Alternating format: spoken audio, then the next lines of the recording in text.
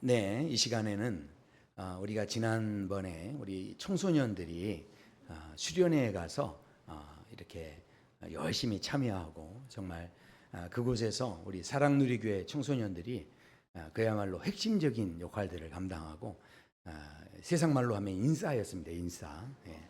그래서 그렇게 이제 수련회장에 있는 많은 사람들에게 칭찬을 받고 그렇게 은혜를 받고 돌아왔는데, 그래서 우리 청소년들 중에서 두 사람이 나와서 이 시간에 잠깐 간단하게 간증을 하도록 하겠습니다. 왜냐하면 받은 은혜는요, 이렇게 나눌 때 두 배가 됩니다. 네, 그리고 또 아이들이 고백하면서 또 그 안에 더 이렇게 신앙이 또 튼튼해지는 또 기회가 될 줄로 믿습니다. 네, 누가 먼저 하겠습니까? 빨리 나와 주세요. 자, 네, 네. 미리 정한 게 아니었어요? 네, 자, 우리 먼저 일어선 그러면 우리 유겸이 얼른 나와 주세요. 네.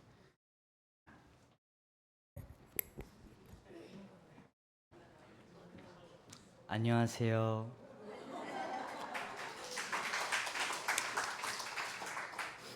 풀 세팅을 하고 왔습니다. 은근히 개그캐에 욕심이 있습니다. 뭐 하나 물어보고 싶습니다. 혹시 행복하신가요? 저는 이번에 수련회를 갔다 와서 정말로 행복한 사람이 되었다고 생각을 합니다.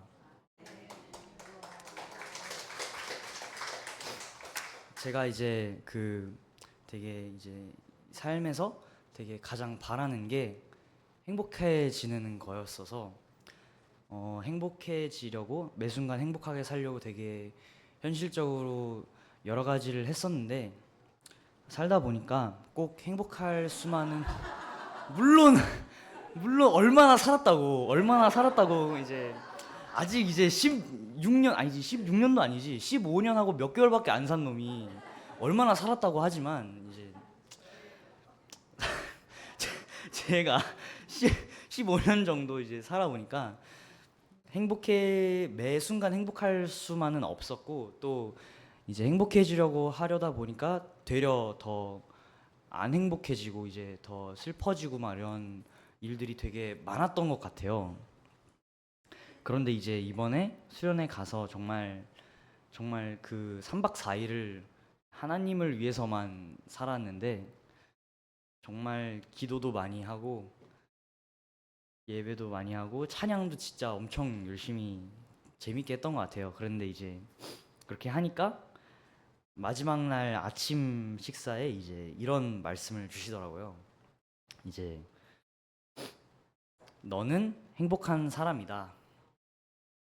여호와의 구원을 너같이 얻은 백성이 누구냐?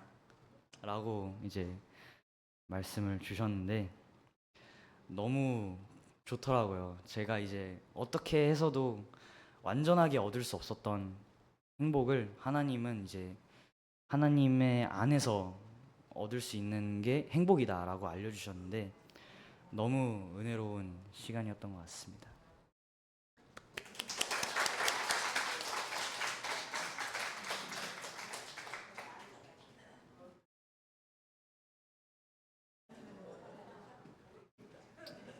안녕하세요. 저는 짧게만 말하고 가겠습니다. 제가 여름 성경 학교를 가게 된 이유는 약간의 포상이 있어서 일단 가게 된 거고요.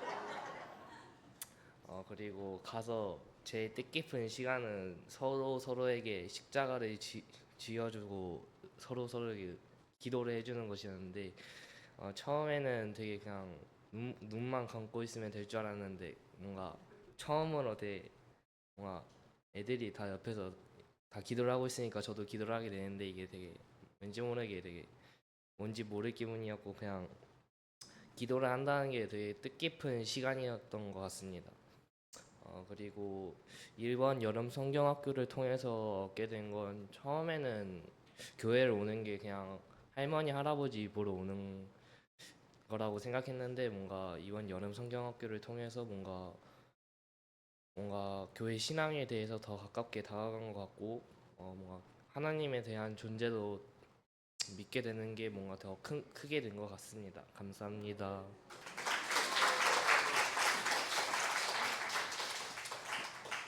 네, 네, 감사합니다. 우리 성도님들은 어떻게 느끼실지 모르지만 중학생들입니다. 중학생들이 여기 나온다는 것 자체가 이게 우리나라에서는 불가능한 일인데, 네, 네. 그런데 이걸 지금 억지로 시켜서 한 게 아니고요. 혹시 간증할 사람 했더니 자기들이 한다고 한 거예요. 네, 그래서 지금 나와서 이 시간에 이렇게 한 겁니다. 네, 그래서 참 이렇게 귀한 그런 이제 변화의 시간들이 있었다. 너무 귀한 시간이었다 이제 하는 생각을 해보게 됩니다. 우리 학생들이 이번에 갔는데 진짜 우리 지금 두 번째 나온 우리 건욱이는요. 거기에 모든 여학생들에게 제일 인기가 좋았대요. 예. 그래서 왜 저 오빠는 너무 잘생겼다. 뭐 이렇게. 그러니까 보는 눈들이 여러분 다 각자 다를 수 있는데 요즘 중학생들 눈에는요, 여중생들 눈에는 원픽인가 봐요. 와, 정말 진짜 우리 그래서 대단하다는 생각을 했는데 애들이 너무 큰 은혜를 받았습니다. 우리 성도 여러분 한번 생각해 보십시오. 여자분들이 그러니까 젊은 청년 여자들이 어떤 남자를 좋아할까요? 어떤 남자를 좋아한다고 생각하십니까? 이거를 절대화할 수는 없지만 그러나 대부분 여자가 이렇게 남자에게서 이렇게 매력이 느껴지는 것 어디에 있냐면 유머가 있는 남자래요.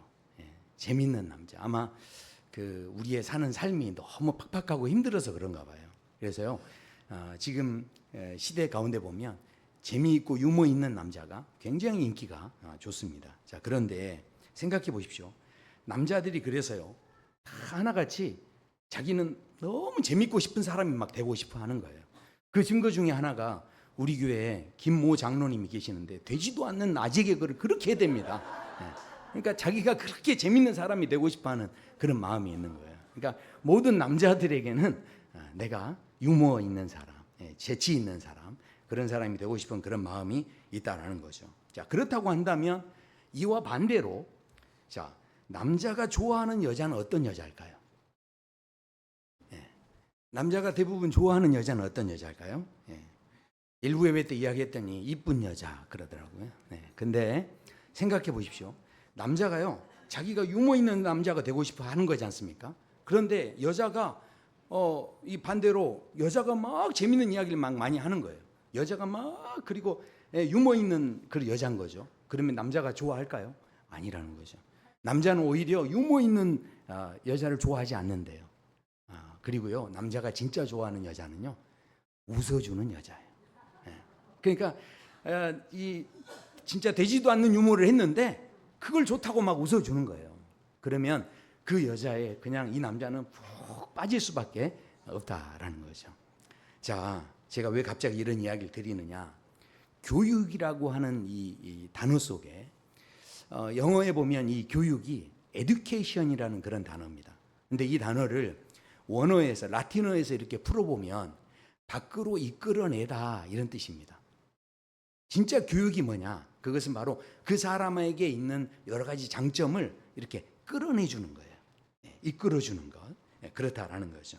자, 그렇기 때문에 그렇게 해주려면 자꾸 칭찬해주고 자꾸 거기에 웃어주고 거기에 대해서 박수 쳐주고 맞아 맞아 하고 끄덕거려주면 뭡니까? 우리 안에 있던 없던 막 잠재력이 막 이렇게 나오게 되는 거죠. 저는 저희 교회에서 참 행복해요. 왜냐하면 제가 설교할 때마다 또 우리 몇몇 분들이 아멘 부대가 있어요. 그래서 막 아멘 아멘 하시면 막 제 안에서 막 더 막 신이 나서 이게 없던 것들이 막 이렇게 제 안에서 막 나오는 걸 보게 됩니다. 그러니까 생각해 보시오. 우리 옛날에 어머니들 보면요, 그런 교육을 진짜 잘하셨던 것 같아요. 그래서 이 애가 걸어오다가 문턱에서 딱 걸려가지고 넘어지지 않습니까? 그러면은 어떻게 합니까? 어머니가 그때 막 문턱을 막 때리는 신용을 하면서 떼찌 이렇게 막 하면서 막 때리는 거예요. 문턱을 막 때리는 거예요. 그러면서 어떻게 합니까? 많이 아팠어요. 우쭈쭈쭈쭈 이렇게 하는 거죠. 그러면 생각해 보십시오. 어머니가 그저 얘를 달래주려고 그렇게 하는 게 아니라 그 문을 때리는 이유가 뭡니까?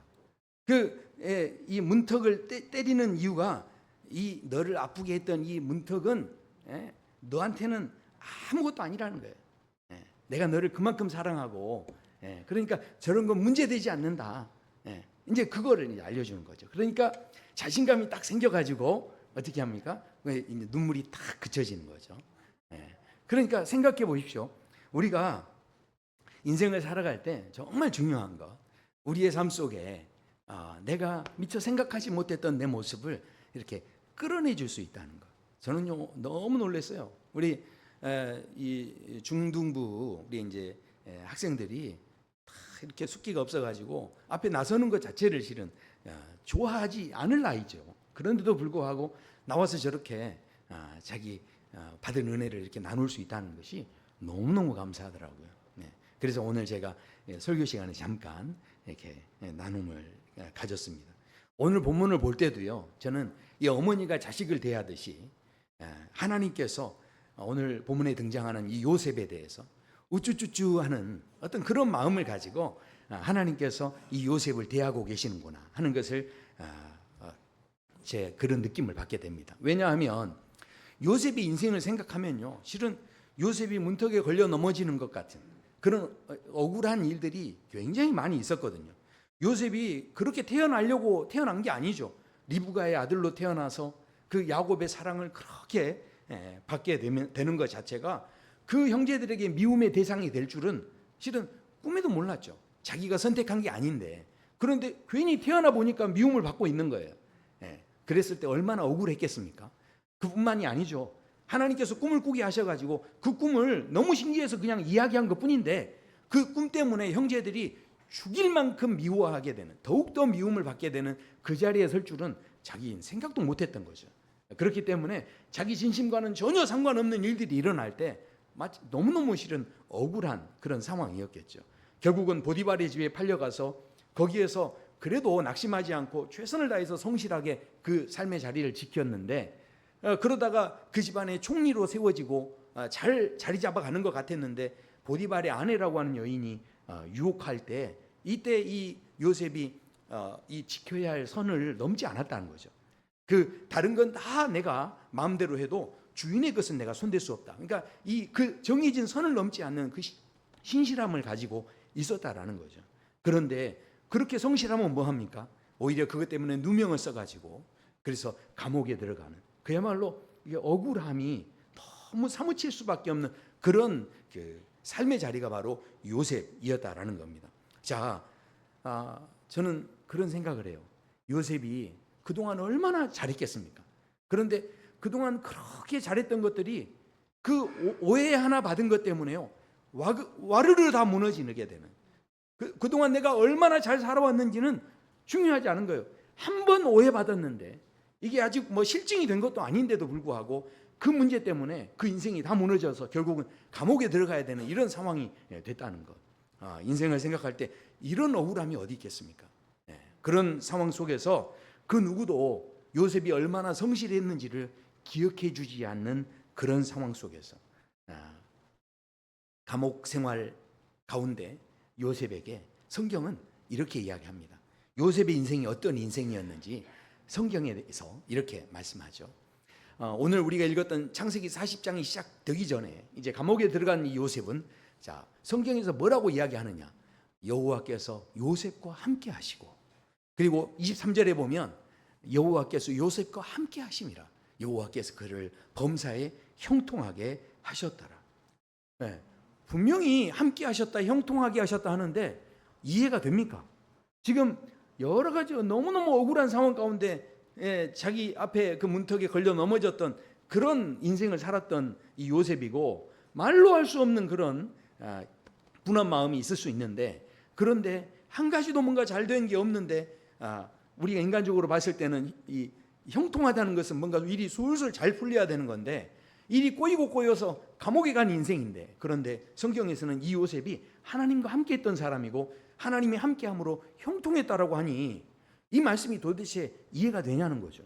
절대 이해가 되지 않는 그런 말씀이었다라는 겁니다. 자, 그렇다면 하나님께서 말씀하시는 이 형통은 도대체 무슨 형통인가? 이것을 우리는 생각하지 않을 수가 없는 거죠. 자, 그런데 창세기 이제 40장으로 딱 넘어오면 무슨 일이 있냐면 요셉이 그동안 성실하게 살았던 것이 결코 쓸모없는 일은 아니었다라는 것을 40장에서 보게 됩니다. 왜냐하면 거기에 바로 왕에게 술 맡은 자와 그 떡 맡은 관원장이 있었는데 그 사람이 아마 밑보였던 것 같습니다. 그래서 감옥에 갇히게 되는 이런 이제 사건이 생겨졌다라는 거죠. 우리가 보기에는 그 직분이 그 직책이 뭐 별다른 게 아닌 것 같지만 그러나 그 당시에 술 맡은 관원장과 이 떡 맡은 관원장의 자리는요 왕의 측근만 갈 수 있는 자리였어요. 그러니까 굉장히 이 직위가 높은 자리였다라는 거죠. 자, 그것을 알 수 있는 것이 어디냐면 이게 너무 높은 관직이 있었기 때문에 감옥에 들어갈 때도요 보통 감옥에 들어가지 않고 일반 감옥에 들어가지 않고 친위대장의 감옥에 들어갔다는 거예요. 근데 그 친위대장이 자 어떻게 하느냐, 이 사람들을 감옥에 넣을 때도 그냥 아무한테나 맡기지 않고 이 사람을 돌볼 수 있는 수종을 둘 수 있는 사람을 따로 세웠다는 이야기입니다.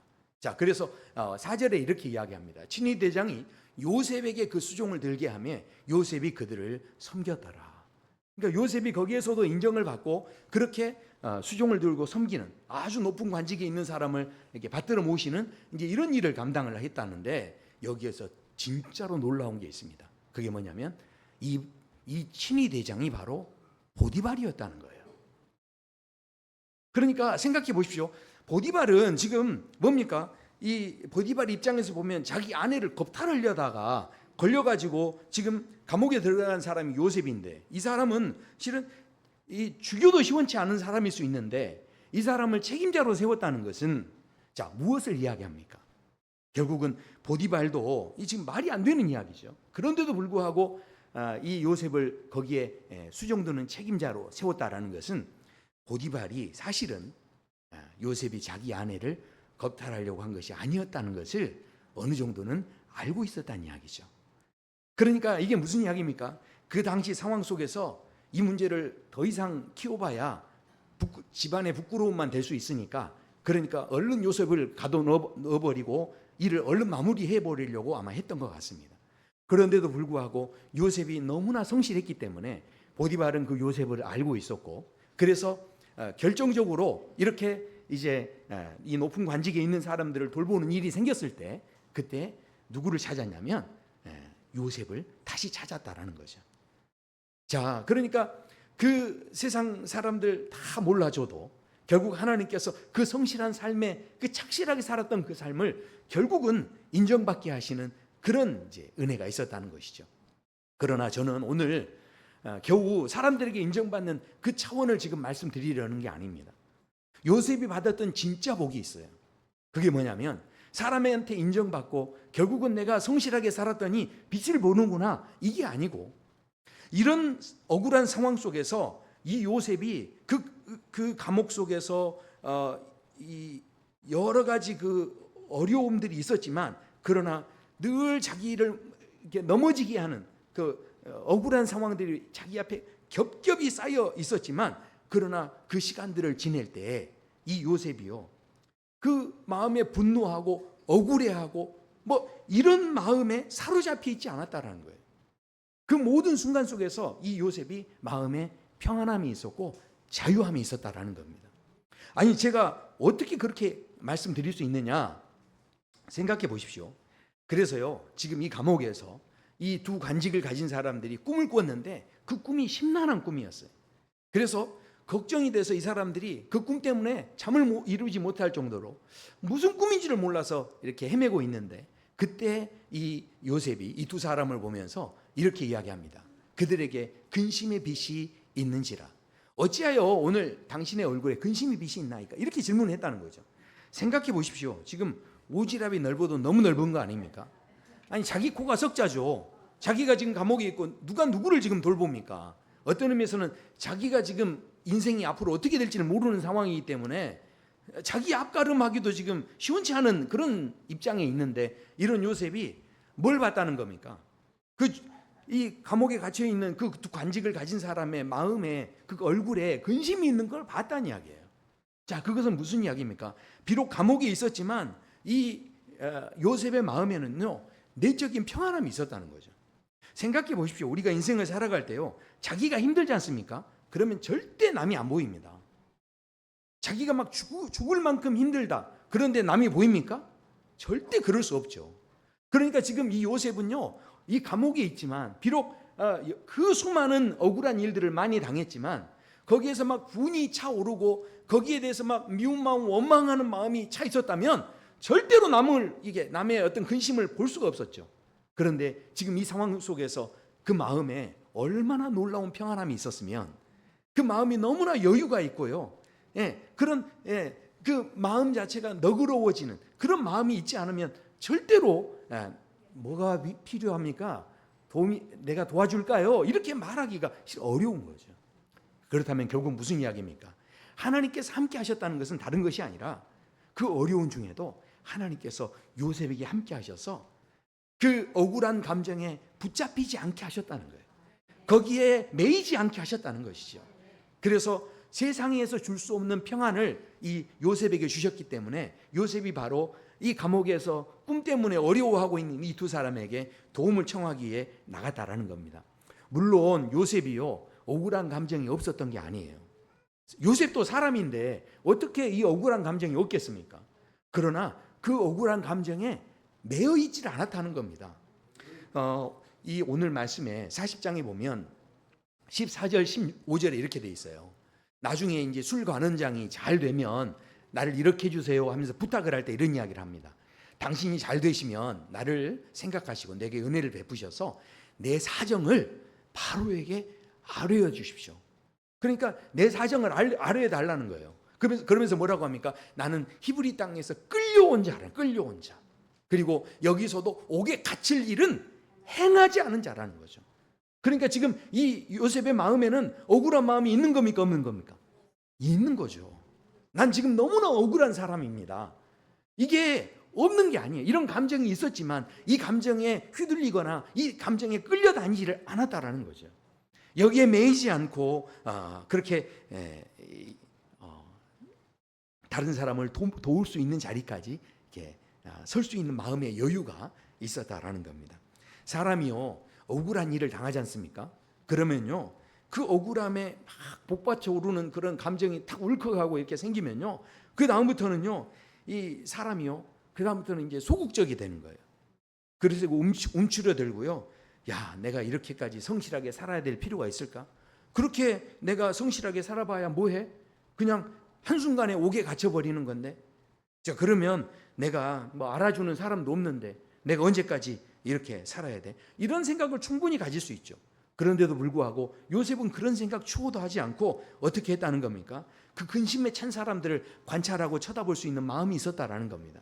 그것이 바로 하나님께서 요셉과 함께 하셨던 진짜 형통이었다라는 겁니다. 무슨 이야기예요?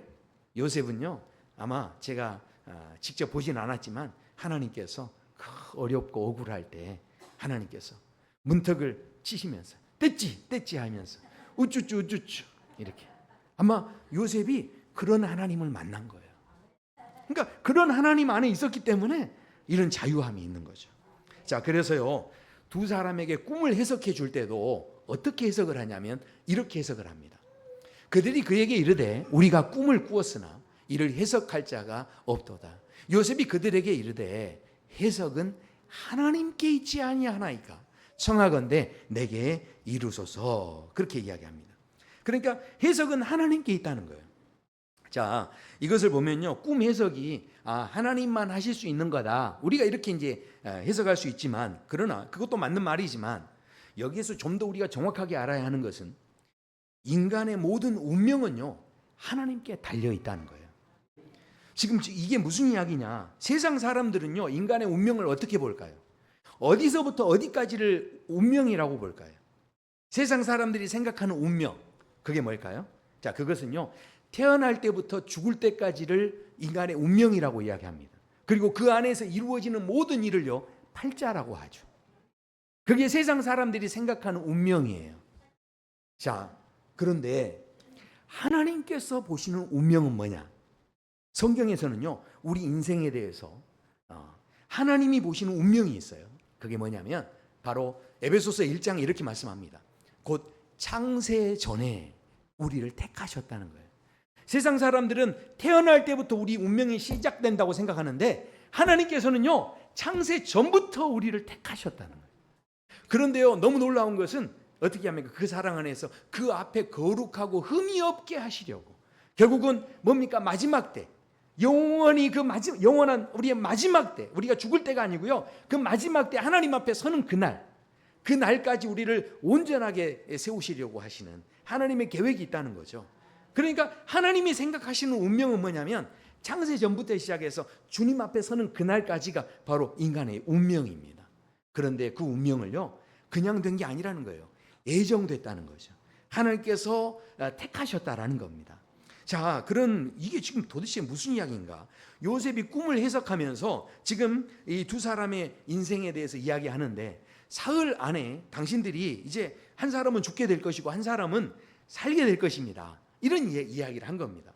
자, 그런데 그 꿈을 그렇게 해석해 줬는데 그 꿈 해석대로 떡 맡은 사람은 죽게 됐습니다. 그리고 술 맡은 관원장은 다시 복직이 됐어요. 자, 이렇게 되어졌는데 결국 이 두 사람의 꿈이, 자, 이렇게 하면 당신의 인생이 바뀔 수 있습니다, 이렇게 어떤 방법을 제시하는 그런 해석은 하나도 없었다는 거죠. 그러니까 지금 요셉이 말하는 해석은 하나님께 있습니다, 이 표현은, 지금요 해석은 하나님께 있다라는 것은 요셉이 지금 깨달은 게 뭐냐면 인간은 절대로 인간의 운명을 바꿀 수 없다라는 거예요. 그러니까 하나님만이 해석하실 수 있다. 이거를 이제 이 요셉이 깨달은 겁니다. 자, 그러니까 이건 무슨 이야기입니까? 자, 우리가 인생을 여러 가지로 이제 살아가고 있지만, 그러나 지금 오늘 한 사람이 죽고 한 사람이 산 것, 지금 이 자체를 이야기하는 게 아니에요. 그러니까 이게 지금 꿈대로 된 거지 않습니까? 이걸 뒤바꿀 수가 없었어요. 자, 이걸 통해서 우리에게 한 가지 또 알려주신 게 있어요.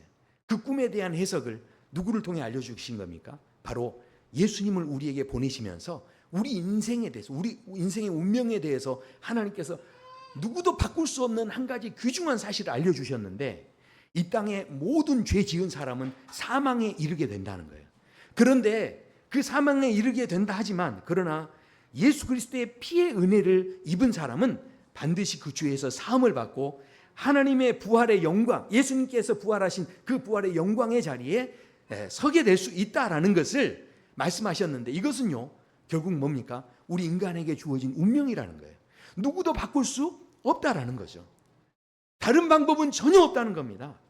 하나님께서 한 가지 방법을 열어놓으셨는데 결국은 누가 문제입니까? 내가 어떻게 선택하느냐의 문제예요. 그러니까 지금 하나님께서 정해 놓으신 아주 중요한, 이건 누구도 뒤바꿀 수 없는 방법으로 한 가지 뭔가를 지금 우리 인생에 대해서 해석을 해주셨는데, 그리스도 안에 있으면 행복하고 그리스도 안에 없으면 이게 망하고 죽을 수밖에 없다라는 것을 성경을 통해서 우리에게 확증하셨다는 거죠. 지금 잘 안 믿으시는 것 같아서 제가 성경에 또 증거를 찾아 드려야죠. 로마서 5장에 말씀하죠. 우리가 아직 죄인 되었을 때에, 그러니까 뭡니까? 아직 우리가 무슨 자격이 있거나 공로가 있거나 우리가 무슨 조건에 합당하거나 이렇게 했을 때 우리를 구원해 주신 게 아니라는 거죠. 우리가 아직 죄인이고 자격도 없고 볼 것 하나도 없는데, 그런데 우리에게 다가오셔서 그리스도께서 우리를 위하여 죽으심으로 하나님께서 우리에게 대한 자기의 사랑을 확증하셨느니라. 그러니까요, 이렇게 확증해 놓은 이 운명은요 누구도 바꿀 수 없다라는 거죠. 그렇다면 뭡니까? 중요한 것은 거기에 정말 내가 그리스도 안에 있느냐, 그리스도 밖에 있느냐는 누가 결정하는 겁니까? 내가 선택하는 거예요. 지금 오늘 그래서 이 요셉이 이렇게 이야기하는 겁니다. 해석은 여호와께 있습니다. 제가 그 영화 하나 이렇게 잠깐 소개해 드리는데, 스티븐 스필버그라고 하는 아주 유명한 감독이 있죠. 근데 그분이 만드셨던 영화 가운데 이 컬러 퍼플이라고 하는 그런 영화가 있습니다. 아주 오래된 영화인데요. 그런데 이 영화를 보면 한 가정에 의붓아버지가 있고 그 의붓 아버지 밑에 두 딸이 이렇게 있는데 그 두 자매가 이제 아주 이렇게 잘 자란 두 자매가 있는데 셀리와 네티라고 하는 그런 자매가 있었습니다. 근데 이 셀리가 바로 여기에 나오는 우피 골드버그라고 하는 주인공이었어요. 자, 그런데 이제 이 셀리하고 이 네티라고 하는 이 두 자매가 아주 친하게 이렇게 잘 지내는데, 그런데 그 의붓 아버지가 이 셀리를 성폭행을 해서 거기에서 아이를 2명을 낳습니다. 그래서 다니던 교회에 어떤 가정에 그 두 아이를 입양을 시켜요. 그래서 이제 입양이 되게 되고, 또 시간이 흐른 다음에 교회에 갔는데 네티라고 하는 이 셀리의 여동생 네티가 있는데, 그 네티를 그 알버트라고 하는 남자가 한눈에 반한 거예요. 이 첫눈에 반해가지고 그렇게 청혼을 하고 막 결혼하자고 하는 거예요. 그랬더니 집에 갔더니 그 의붓 아버지가 이 네티는 아직 어리기 때문에 결혼시킬 수 없다. 그러니 셀리를 데리고 가라. 이렇게 합니다. 그래서 셀리를 결혼을 시키는 거예요. 그래서 결혼해서 그 집에 갔더니 세상에 그 알버트라는 남자가 이미 자식이 3명이나 있는 그런 남자였어요. 그리고 굉장히 폭력적인 남자여서 셀리가 그 다음부터 가정 폭력을 계속 당합니다. 그러니까 그렇게 폭력을 당하는데 너무너무 힘들게 지내는데, 그때 갑자기 시간이 흐르고 네티, 자기 여동생이 의붓 아버지에게서 도망을 쳐가지고 자기에게로 찾아온 거예요. 그래서 두 사람이 재회해가지고 너무너무 좋아가지고 우리 이제 헤어지지 말자 했는데, 그런데 이 네티에게 누가 처음부터 마음이 있었습니까? 이 알버트가 마음이 있었죠. 그러니까 이 네티에게 몹쓸 짓을 하려고 했는데 네티가 그것을 알고서 도망쳐 버립니다. 그래서 또 이 자매가 헤어지게 된 거예요.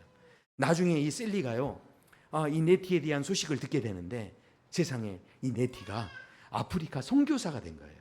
자기 여동생이 선교사로 헌신해서 선교사의 일을 하고 있는데, 그뿐만 아니라 자기가 낳았던 그 애들 입양이 됐는데 그 애들을 찾아와서 이 네티가 함께 키우고 있다는 거예요. 나중에 그래서 이 두 자매가 딱 만나는데, 근데요, 이 두 자매가요, 그 셀리가 그 어려운 중에, 그러니까 어쩌면 오늘 본문의 요셉처럼 그 억울함으로 그 힘들고 어려운 그런 과정들을 거쳤지만 이 셀리는요, 마음이 어두워지지 않았어요. 정말 그 소망을 가지고 사는데, 이 영화 속에 보면 이 셀리가요, 한 번은 푸른 하늘이 있고 이렇게 꽃이 쫙 이렇게 아름답게 피어 있는 기찻길을 또 이렇게 막 걸어가면서, 그러면서 그 옆에 있는 친구에게, 그런 자매에게 이야기하는, 툭 어깨를 치면서 그런 이야기를 하는 거예요. 야, 저기 봐, 저기 봐. 하나님께서 우리에게 눈길을 보내고 있잖아. 그러니까 저렇게 아름답게 피어 있는 꽃들이 하늘하늘 움직이면서, 그것이 바로 자기에게 하나님이 눈길을 보내고 있는, 눈짓하고 있는 그런 모습으로 느껴졌다는 거예요. 그래서 그렇게 어려운 인생을 살아가는데도 불구하고 그 마음이 전혀 어둡지 않고 하나님을 보고서 하나님을 만나고 그 안에서 이제 나중에요, 알버트도 변화가 됩니다. 그래서 나중에 화해해서 또 서로 잘 살게 되는 이런 모습으로 이제 영화가 그려지는데, 제가 그런 생각을 해요. 하나님께서는요, 지금도 끊임없이 아침마다 또 우리의 모든 삶의 자리에서 점심이 됐든 저녁이 됐든 끊임없이 우리에게 일상의 삶 속에서 우리에게 손짓하고 계시고 우리에게 눈짓하고 계시고 우리에게 그렇게 다가오시는데, 그런데 우리는요, 이 땅에 있는 어떤 욕심에 붙잡혀 가지고 하나님께서 아무리 눈짓을 해도 그것을 깨닫지 못하는 그런 삶의 자리에 있다는 거예요. 저희 딸아이가 어제 저희 집에 그 박스가 하나 있는데, 저희 아내가 저에게 보냈던 연애 편지가 담겨 있는 박스예요. 그래서 그 박스를 가지고 와서 그 박스를 이렇게 열면서 이제 그거를 이렇게 하나씩 보는데, 저도 그걸 너무 오래간만에 봤는데 너무너무 대단한 거예요. 저희 아내가 그 편지를요, 편지지가 때로는 막 이렇게 다 직접 만들어 가지고 그 편지를 다 썼어요. 이 편지의 흐름을 봤더니요, 처음에는 선배님이더라고요, 선배님. 근데 이제 그 다음에 이렇게 봤더니 그 다음에는요, 오빠더라고요, 제가.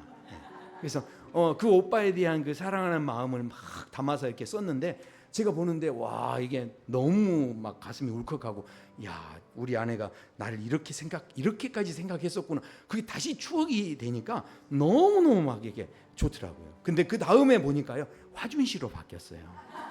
그래서 제가 얼마나 그거 이렇게 보면서 참 제가 가지고 오고 싶었지만 그 많은 편지들 이게 시험 드는 분이 계실까봐 제가 안 가져오는데 이게 정말 그 편지가요 다양합니다. 얼마나 다양한지 우리 애들이 막 꺼내 보면서 와 이런 것도 있어 이런 것도 있어 하면서 너무 놀라더라고요. 근데 제가 지금 무슨 이야기를 하려고 하는 거냐면 저희 아이가 그 이야기를 하는 거예요. 이제 이번 달 말에 저희가 결혼을 하는데 근데 자기들도 이렇게 데이트하고 사귀면서 그때 이 주고받았던 이야기들을 남겨놓으면 좋은데 이 오랜 시간이 지나도록 자기들은 남겨놓을 편지 감성이 없다는 거예요.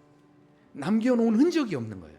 왜냐하면 다 카톡으로 주고받으니까 다 사라진 거예요. 그러나 저희는 이 편지 세대잖아요. 그러니까 그 편지에 그게 다 오롯이 남아 있는 거예요. 그러니까 그걸 다시 들춰볼 수 있었다는 거죠. 생각해 보십시오. 실은 오늘 이 요셉이 사람들에게 잊혀지죠. 술 맡은 관원장에게 꿈을 다 해석해 줬지만 목숨을 그 사람이 건졌지만 그러나 그 사람이 요셉을 다 새까맣게 잊어버립니다.